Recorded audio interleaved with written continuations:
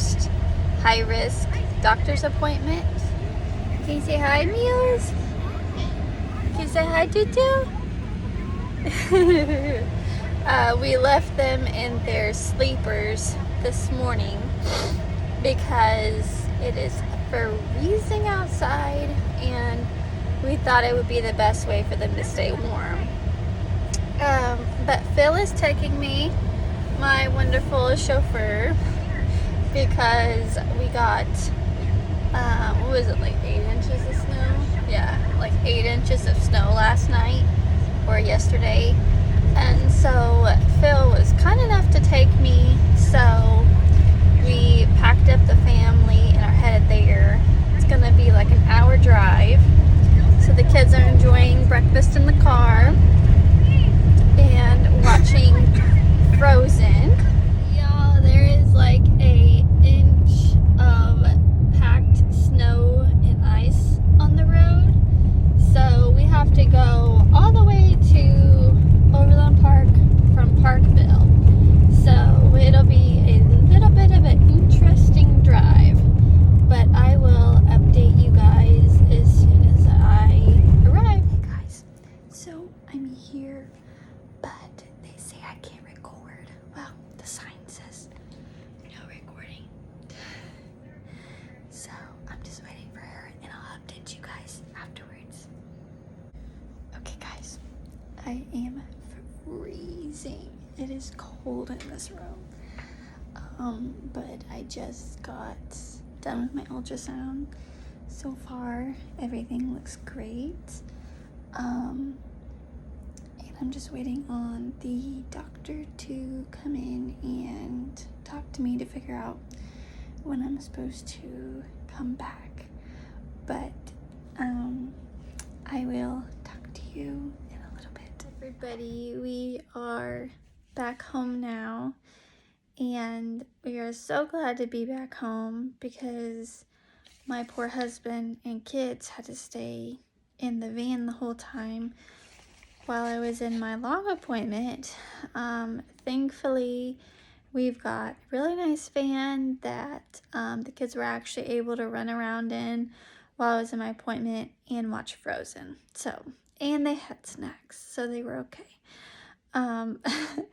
But it's a long drive home. Thankfully, the roads are getting better now. But anyways, I was going to talk to you guys since I couldn't film in the ultrasound or at the appointment. They had like signs up everywhere saying like no filming. So I know some places are more strict.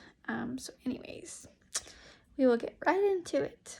So as far as the anatomy goes, they measured everything on both babies. It was a 45-minute ultrasound, and so far everything looks really great. It looks like it is developing like it should. All the major organs are there. All of the major arteries are functioning as they should. So that's good. And because I'm 16 weeks now, actually I'm going on 17 weeks, but we were able to confirm that they are definitely both boys. So, I have my pictures here, and I wanted to kind of show you guys some of the pictures that they got. But let's see, there, let me see if I can focus. There's little baby B. He looks a lot more human now. Let me see if I can find baby A. But what's nice for me, and a lot of the lower abdominal pain and stuff like that that I was having, is the babies actually moved from, they moved from like a hamburger position. So originally they were where it was like baby B was on bottom, and then baby A was on top. And thankfully they have moved out of that position. So they are actually both side by side now. But what's crazy is that they are already head down.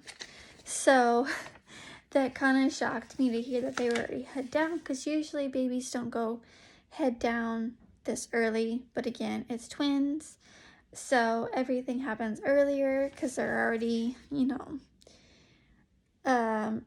compared to a singleton pregnancy, I'd already be at the ending of my second trimester as far as measurements. There's baby A. So cute. I didn't know if I showed him or not before.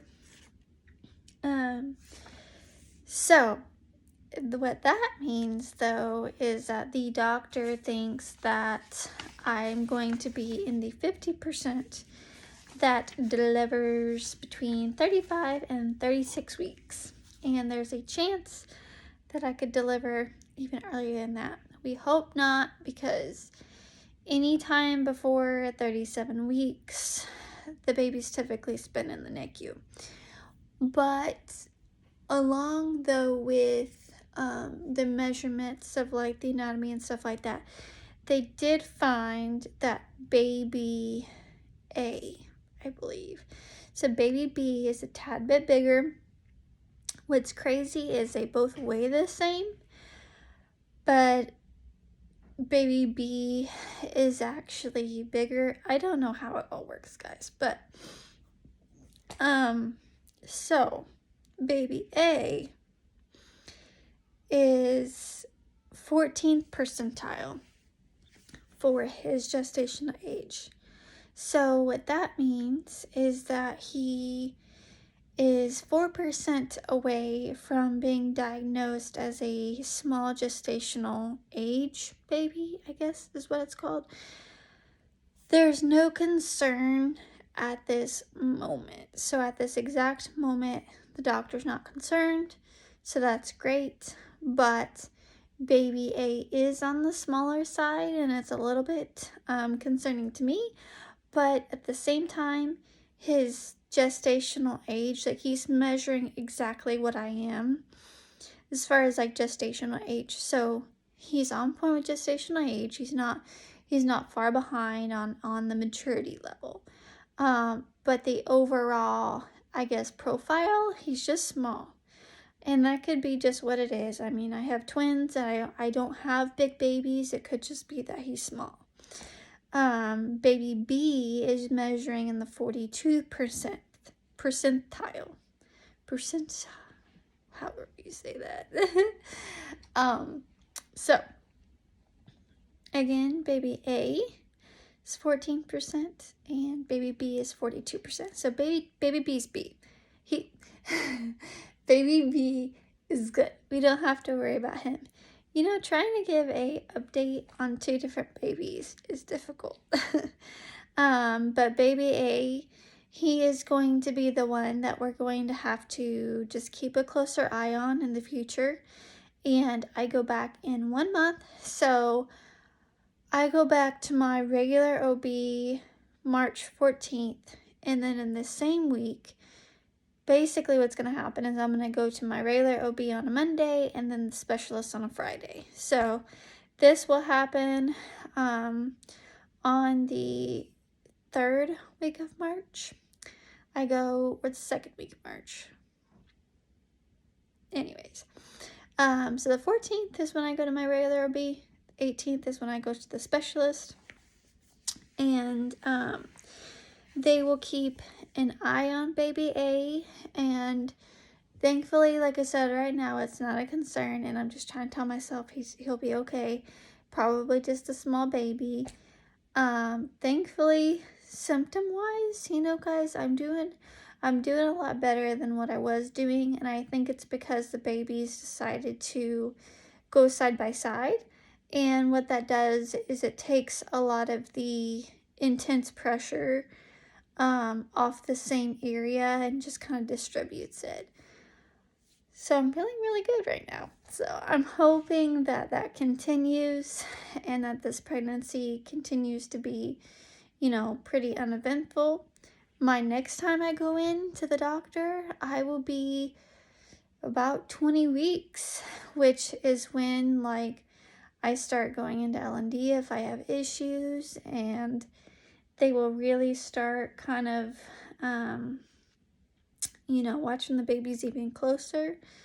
And it's crazy to think that if I do happen to deliver at like 35 weeks, I will be at the ending of June. So basically, it's February now, and I have March, April, May, and then it's potentially baby month. So it's hard to believe that in one way, I feel like I have a long way to go, but in the other way, I really don't. So, but I will keep you guys updated on everything. Thank you guys for watching and for subscribing. And like I said, I'm sorry. I wish I could have videoed at my appointment, but they didn't let me. So anyways, I will catch you all next time. Bye.